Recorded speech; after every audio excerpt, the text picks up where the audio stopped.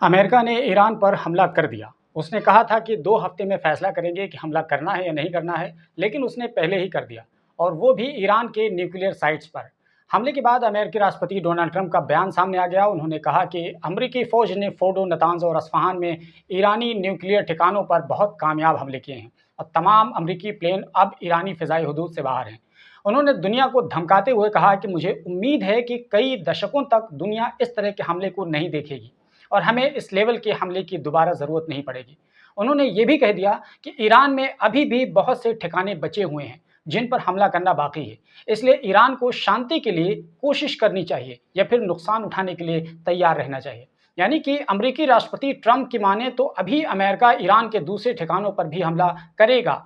अब आप सोचिए कि अमेरिका ने इजराइल के खातिर एक साउरन कंट्री पर हमला कर दिया और दूसरी तरफ वो ईरान को पीस मेंटेन करने की बात कर रहा है और कह रहा है कि अगर ईरान ऐसा नहीं करता है तो उसको पहले के मुकाबले और भी ज़्यादा तेज़ हमले बर्दाश्त करने होंगे। ट्रंप ने यह भी कहा कि ईरान 40 साल से कह रहा था अमेरिका मुर्दाबाद, इजराइल मुर्दाबाद, वो हमारे लोगों को मार रहे हैं, उनके बाजू उड़ा रहे हैं, उनकी टांगें सड़क के किनारे नसब बमों से उड़ा रहे हैं।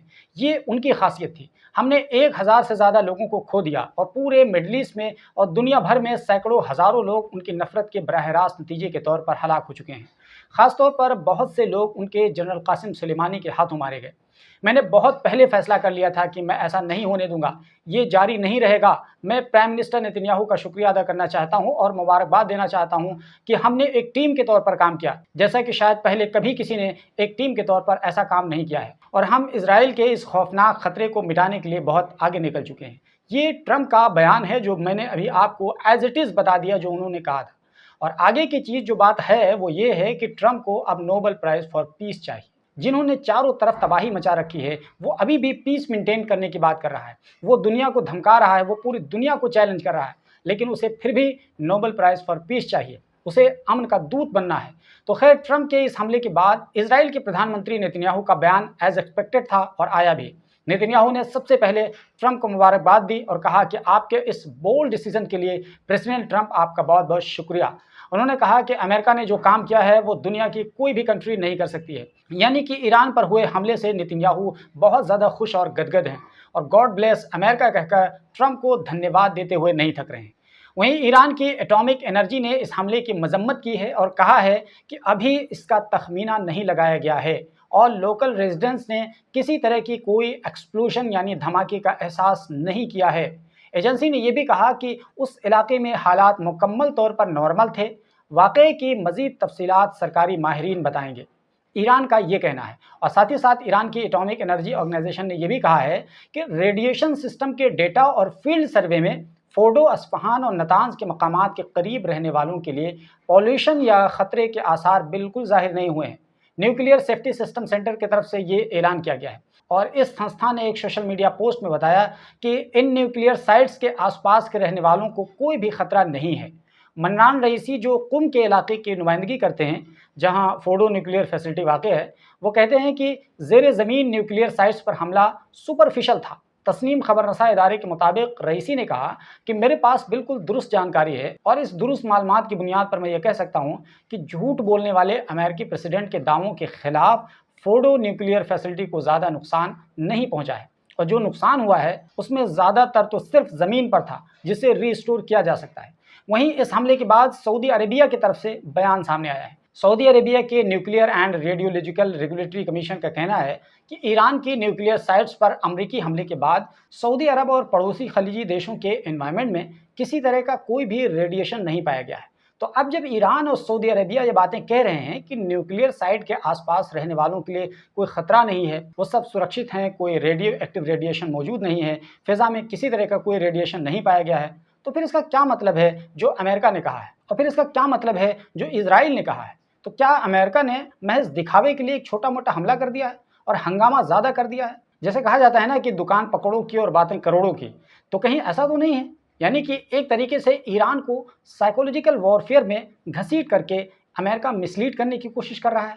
और अगर ऐसा नहीं है और सच में अमेरिका ने सीरियस होकर ईरान पर हमला किया है, तो फिर ईरान का ये कहना है कि हम इस हमले की मजम्मत तो करते हैं लेकिन इससे कोई ख़तरे वाली बात नहीं है। तो क्या ईरान न्यूक्लियर हथियार बनाने के लिए यूरेनियम को इनरिच नहीं कर रहा था और ये महज हवा था कि ईरान न्यूक्लियर हथियार बना रहा है? और अगर ईरान न्यूक्लियर हथियार नहीं बना रहा था तो फिर इजराइल को इतना ज़्यादा डरने की ज़रूरत क्या है? जबकि इजराइल को अच्छी तरीके से ईरान के बारे में पता है, क्योंकि इजराइल ने ईरान के अंदर अपने जासूसों को ज़बरदस्त तरीके से इंजेक्ट कर रखा है। तो जब इतने सारे जासूस ईरान के अंदर इजराइल के मौजूद हैं, तो क्या इजराइल को ये बात नहीं पता थी कि वाकई में ईरान न्यूक्लियर हथियार नहीं बना रहा है? और अगर नहीं बना रहा था तो फिर इजराइल और अमेरिका इस तरह की बातें क्यों कर रहे थे? और इजराइल को इतना ज़्यादा गंभीर होकर के ईरान पर हमला करने की ज़रूरत क्यों पड़ गई? तो इससे जुड़े कई तरह के सवाल हैं जो आने वाले दिनों में बहुत ज़्यादा डिस्कशन में आएंगे, बहुत ज़्यादा चर्चा का विषय बनेंगे, लोग इस पर बातचीत करेंगे और ये एक ऐसा मुद्दा है जो बहुत लंबे समय तक चर्चा का विषय बनेगा। लेकिन अभी जो बातें की जा रही हैं वो ये हैं कि ऑस्ट्रेलिया डेक्कन यूनिवर्सिटी में मिडल ईस्ट स्टडीज़ फोरम के डायरेक्टर शहजाद अकबरज़ादा का कहना है कि अमेरिकी हमलों के बाद ये रीजनल वॉर की एक संगीन तस्वीर है। उन्होंने ये भी कहा कि अब खित्ते में बहुत सारे ईरानी इत्तेहादी और प्रॉक्सी हैं जो अब अमेरिका के असेट्स को टारगेट करेंगे और अब वो तेहरान की तरफ से हमले के हुक्म का इंतज़ार नहीं कर सकते हैं। अब वो चाहे हूतीज़ की बात कर लें, हिजबुल्लाह की बात कर लें या और दूसरी तंजीमों की बात कर लें। और हुआ भी वैसे ही ठीक, यानी कि यमन की हूतीज़ की तरफ से इसके बाद आधिकारिक तौर पर बयान सामने आ गया और उसमें अमेरिका के खिलाफ जंग डिक्लेयर कर दिया गया और यमन की तरफ से कहा गया कि अब अमेरिका के जहाज़ों पर हमले किए जाएंगे और जो भी हमारी वाटर टेरिटरी में दाखिल होंगे उन्हें छोड़ा नहीं जाएगा। तो इसका मतलब ये है कि अगर अमेरिका ने जिस अंदाज से बयान जारी किया और अपने फ़ौजियों का नाम ले लेकर के उनकी तारीफ़ की और उन्हें भर भर का कॉन्ग्रेचुलेशन कहा है और उस पर तुरंत नेतन्याहू का भी गर्मजोशी वाला बयान सामने आ गया, तो अब यह मामला थर्ड वर्ल्ड वॉर की तरफ बढ़ रहा है।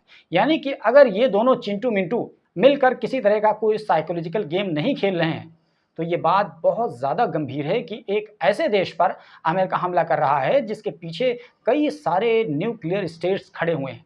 यानी कि अब तक दुनिया में 9 देशों के पास परमाणु हथियार हैं। उनमें से रूस, चीन और नॉर्थ कोरिया ये सब ईरान के साथ खड़े हैं, जबकि ब्रिटेन, फ्रांस और अमेरिका इजराइल की तरफ हैं और ख़ुद इजराइल के पास भी परमाणु हथियार है। वहीं इंडिया, पाकिस्तान चुपचाप हैं, ये किसी के पाले में नहीं है, न इधर हैं न उधर हैं। लेकिन सोचिए कि अगर 3-3 परमाणु संपन्न देश एक दूसरे के सामने खड़े हैं तो फिर क्या होगा? और क्या अब भी थर्ड वर्ल्ड वॉर नहीं होगा अगर ऐसा ही कुछ है? और जब महायुद्ध की शुरुआत होगी तो क्या दुनिया तबाही की तरफ नहीं जाएगी? और क्या ये अमेरिका का इतने गैर जिम्मेदाराना तरीके से ये बात कहना कि हमने हमला कर दिया और उसने हमला भी कर दिया है, अब वो कितनी डेंसिटी के साथ हमला किया है, दिखावे के हमला किया है या सीरियस हमला किया है, वो तो खैर बाद में पता चलेगा। लेकिन अमेरिका ने जिस तरीके से हमला किया रात के अंदर और फिर उसके बाद उसने जो ढोल पीटा, इसने तो वाकई में पूरे जियोपॉलिटिक्स को गरमा दिया है और अब लोग थर्ड वर्ल्ड वॉर की चिंता जताने लगे हैं। हालांकि थर्ड वर्ल्ड वॉर की बात करना बार बार ये ठीक बात नहीं है, क्योंकि इससे दुनिया तबाह हो जाएगी, क्योंकि दुनिया के देशों के पास इतने ज़्यादा परमाणु हथियार हैं कि अगर सब इन्वॉल्व हो जाएंगे तो दुनिया को 50 बार ख़त्म किया जा सकता है, बनाया जा सकता है, ख़त्म किया जा सकता है, बनाया जा सकता है। यानी इतने ज़्यादा परमाणु हथियार हैं, इसलिए बार बार थर्ड वर्ल्ड वॉर की बात करना ये ठीक बात नहीं है, क्योंकि अब जो थर्ड वर्ल्ड वॉर होगी वो पहले 2 के वर्ल्ड वॉर के कंपैरिजन में बहुत ज़्यादा घातक होगी। पहला वर्ल्ड वॉर जो 1914 से लेकर के 1918 तक चला था, उसमें तो बहुत ज़्यादा कुछ तबाही नहीं हुई थी, लेकिन सेकंड वर्ल्ड वॉर में बहुत ज़्यादा तबाही हुई और अब थर्ड वर्ल्ड वॉर उससे कहीं ज़्यादा तबाही लेकर के आने वाला है, क्योंकि इसमें कई सारे न्यूक्लियर स्टेट शामिल होंगे और दुनिया को एक बहुत बड़ी तबाही का सामना करना पड़ेगा और ये बहुत मामूली बात नहीं है। तो बार बार थर्ड वर्ल्ड वॉर की बात करना ये बिल्कुल ठीक बात नहीं है, लेकिन इतना तो है कि हालात कुछ ऐसे ही बनते दिखाई दे रहे हैं। तो खैर ये है अब तक की ताज़ा अपडेट, क्योंकि ये अभी बिल्कुल ताज़ा अपडेट है, इस वजह से हमने आपको सिर्फ ऐसे ही फ्रिक्वेंटली बातें बता दी हैं। लेकिन आने वाले दिनों में जो कुछ भी अपडेट होगा, जो भी डेवलपमेंट होगा, हम उसको कई एंगल से आपको बताने की कोशिश करेंगे। बाकी अभी फ़िलहाल इसके बारे में आपको जो कुछ भी कहना है, आप इस बारे में ज़रूर अपनी राय दीजिए और हमारे चैनल पर पहली बार आए हैं तो उसको सब्सक्राइब कर लीजिए और अगर ये वीडियो फेसबुक पर देख रहे हैं तो हमारे पेज को फॉलो कर लीजिए। मिलते हैं एक दूसरी स्टोरी के साथ।